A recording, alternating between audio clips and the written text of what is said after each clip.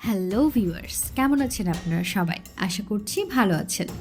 আজকে চলুন জেনে নিই 2025 সালে সাকিব, নিশো আর বুবলিরা আমাদের জন্য কী নিয়ে আসছেন। বছরের শুরুতে মুক্তি পাচ্ছে মধ্যবিত্ত। 3 জানুয়ারি ছবিটি দেশের প্রেক্ষাগৃহে মুক্তি পাচ্ছে, এমনটাই নিশ্চিত করেছে পরিচালক তানভীর হাসান। গেল বছর একাধিকবার ছবিটি মুক্তির কথা শোনা গিয়েছিল। বছরের প্রথম ছবিটির নাম জানা গেলেও এরপর ছবিটি কি মুক্তি পাচ্ছে সে বিষয়ে সুনির্দিষ্ট কোনো তথ্য পাওয়া যায়নি। গেল বছর শাকিব খানের 3টি ছবি মুক্তি পেয়েছে, এবছরও তার 3টি ছবি মুক্তি পাওয়ার কথা। পবিত্র ঈদ উল ফিতরে আসবে বরবাদ, এরই মধ্যে প্রকাশিত হয়েছে ছবির মোশন পোস্টার। ঈদ উল আজহায় তাণ্ডব নিয়ে আসবেন শাকিব খান। দুর্গাপূজায়ও তার একটি ছবি মুক্তির কথা শোনা যাচ্ছে। এ ছবিতে দেশের পাশাপাশি বিদেশি নায়িকাদেরকেও দেখা যাবে। 2023 সালে সুড়ঙ্গ দিয়ে বড় পর্দায় আফরান নিশোর অভিষেক। নিশো ভক্তরা ভেবেছিলেন পরের বছর তার চলচ্চিত্রে অভিনয়ের ধারাবাহিকতা থাকবে। নিশোও তেমনটাই আশ্বাস দিয়েছিলেন, বলেছিলেন একাধিক চলচ্চিত্রের কাজ শুরু করবেন, কিন্তু বাস্তবে তা আর হয়ে ওঠেনি। অবশেষে দাগি নিয়ে ফিরছেন তিনি। শিহাব শাহীন পরিচালিত ছবিটি ঈদ উল ফিতরে মুক্তি পাবে। এতে নিশোর নায়িকা তমা মির্জা, আরও আছেন নডরাই অভিনেত্রী সুনেরা। এর মধ্যে ছবিটির আনুষ্ঠানিক ঘোষণাও দিয়েছেন প্রযোজনা প্রতিষ্ঠান SVF আলফাই এন্টারটেনমেন্ট এবং চরকি। নিশোর আর কোনো ছবি মুক্তি পাবে কি না তা এখনও জানা যায়নি। সিয়াম বুবলির জংলি গেল বছরের ঈদ উল আজহাতেই মুক্তি পাওয়ার কথা ছিল। প্রেক্ষাগৃহে যখন গত ঈদ উল ফিতরের ছবি নিয়ে মাতামাতি, তখনই আসে ছবিটির ফার্স্ট লুক পোস্টার। তবে ছবিটি শেষ পর্যন্ত মুক্তি দেওয়া সম্ভব হয়নি। পরিচালক AM রাহিম জানান, শীঘ্রই ছবিটি মুক্তির তারিখ ঘোষণা দেওয়া হবে। ছবিতে সিয়ামের বিপরীতে শবনম বুবলি ছাড়াও আছেন প্রার্থনা ফারদিন দিঘি। জংলি ছাড়াও সিয়ামের আরেকটি চলচ্চিত্র মুক্তির কথা শোনা যাচ্ছে। তবে কোন ছবি সে বিষয়ে আপাতত কিছুই বলতে চান না এই তারকা।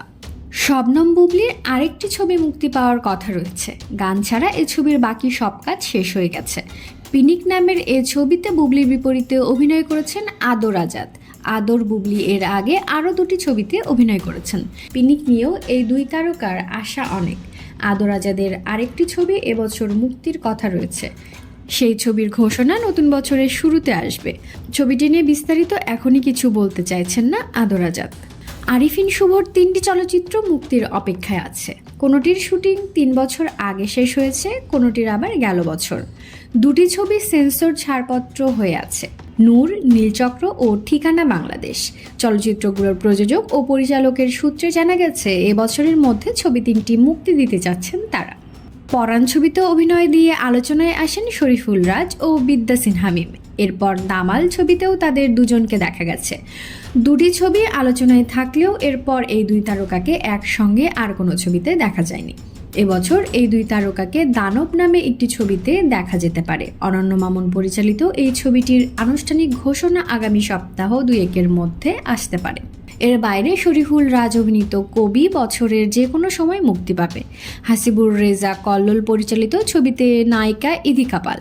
অন্যদিকে মিম অভিনীত এবং ওয়াহিদ তারেক পরিচালিত দিগন্তে ফুলের আগুন ছবিটিও এবছর মুক্তির কথা রয়েছে। ছোট পর্দার অভিনেত্রী আজমেরি হক বাঁধন 1.5 যুগ ধরে অভিনয়ে আছেন। 2023 সালের শেষ দিকে এশা মার্ডার নামে একটি চলচ্চিত্রের শুটিং শুরু করেন বাঁধন। এবছর ছবিটি মুক্তি দিতে চান পরিচালক ও প্রযোজক, সেভাবে প্রস্তুতি নিচ্ছেন তারা। হাওয়া দিয়ে আলোচনায় এসেছে লাক্স তারকা নাজিফা তুষি। ছবিটি দিয়ে দেশে ও দেশের বাইরে আলোচিত হওয়ার পর নতুন কোনো চলচ্চিত্রে আর তুষিকে পাওয়া যায়নি। শোনা যাচ্ছে গেল বছর একটি ছবির কাজ শেষ করেছেন, যা এবছর মুক্তি পাওয়ার সম্ভাবনা প্রবল। ছবিটির পরিচালনায় আছেন মেজবাউর রহমান সুমন। তো ভিউয়ার্স, 2025 সালের কোন সিনেমাটি নিয়ে আপনি আগ্রহী বেশি?